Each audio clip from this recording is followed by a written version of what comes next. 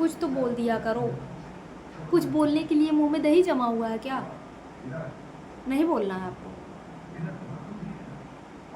वो देखो टांडो मचा रही है। सुन लो सुन लो। आप अपने कान से सुनेंगे तो ज़्यादा बेहतर रहेगा, नहीं तो कहेंगी बीवी कान भरती है। सुन लो आप।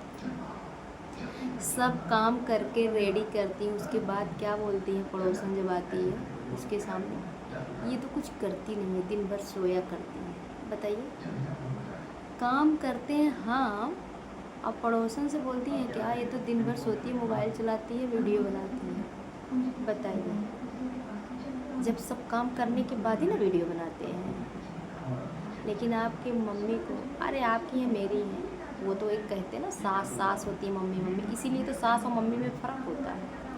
क्योंकि इसलिए फ़र्क होता है क्योंकि सास लोग सासपन अपना दिखाती हैं, इसीलिए। जानते हो, मैं चिल्ला के बोल रही हूँ, मैं डरती नहीं हूँ। सुने तो सुने, तब तो कहेंगे बीवी को सर पे बैठा लिए। भाई मैं करती क्या नहीं, झाड़ू से लेके बर्तन से, सबके घर में नौकर चाकर लगे हैं, मैं तब भी बोलती हूँ रहने दीजिए मैं कर लूँगी। उसके बाद भी तांडव मचा है, तांडव। हो माय गॉड। और बेटी आने वाली है, पहले से बोल दी मेरी बेटी आ रही है, कुछ उसमें वो होना नहीं चाहिए, अच्छा अच्छा चीज़ बना के उसको खिलाना। नौकरानी हो, रख लो नौकरानी को, बना के खिलाएगी। मैं मेरे बाप नौकरानी बना के भेजे हैं कि जाओ झाड़ू लगाना, पोछा लगाना, बर्तन, ठीक है काम तो होता है कि काम है करना चाहिए, लेकिन इतना भी ना सताओ ना कि इंसान मजबूर हो जाए मरने पे।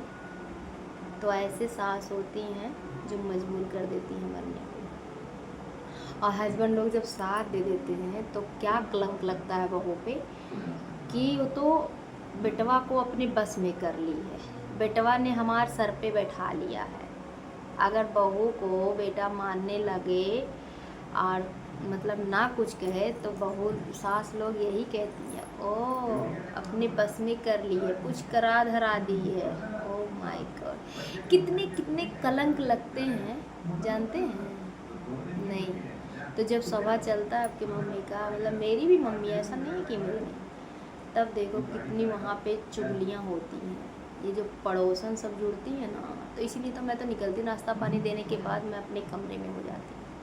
क्या सुनना है, उतना वो सुनेंगी नहीं, ये सब नहीं सुनेंगी। अभी आपसे शिकायत करना होगा तब वो बढ़िया से सुन के बताएंगे। क्या है, ज़िंदगी झंड है भाई। हम लड़कियों की ज़िंदगी कहीं ज़िंदगी होती है?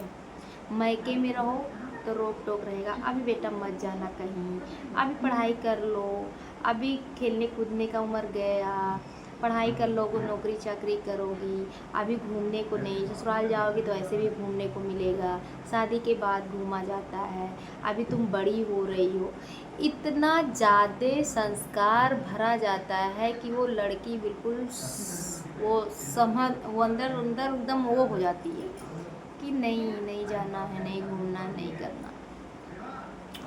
लेकिन जब ससुराल आओ, बहू ऐसे कपड़े मत पहनो, बहू ये कपड़ा पहनोगी तो लोग क्या कहेंगे, बहू ये चीज़ अच्छे से बनाओ, बहू ये अच्छा बना ही नहीं है, बहू टाइम नहीं है, तुम नहीं जाओगी घर पे कौन देखेगा। मतलब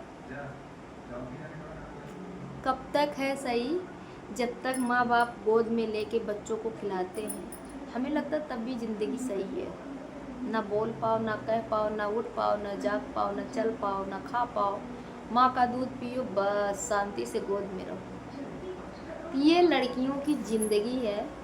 शुरुआत होती है मायके से, ख़त्म होता है ससुराल से। Oh my God. अगर मेरी बात आपको अच्छी लगे ना तो अपनी मम्मी से ये बात बोलिएगा ज़रूर कि उनकी भी एक बेटी है।